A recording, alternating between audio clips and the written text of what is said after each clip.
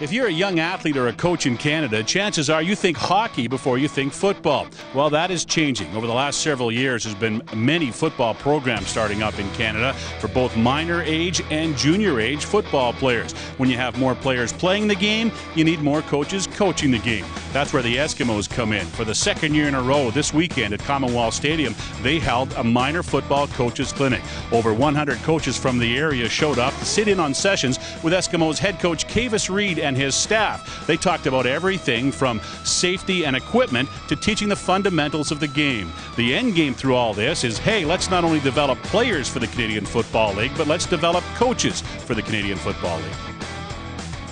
One of the two Canadian coaches on the Eskimos coaching staff is Terry Eisler, who's back with the Eskimos this year. First off, Terry, tell me your thoughts on the state of Canadian coaches for football in Canada.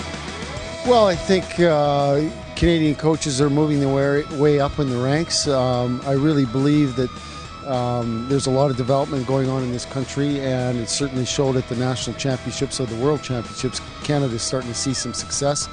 But, you know, there's a number of coaches that time and time again go down and educate themselves south of the border in terms of new techniques, strategies on offense and defense, and we're getting better, and I think we're in a good state, and it's good to see. And the clinic that the Eskimos are hosting this week, and obviously part of getting the coaching in Canada for football at a higher level, get them more at the grassroots level. Absolutely, and I think some provinces do it better than others, but the Eskimos are trying to do their part in terms of giving back to the community, number one, and developing coaches and trying to put our best foot forward in terms of that development, for sure.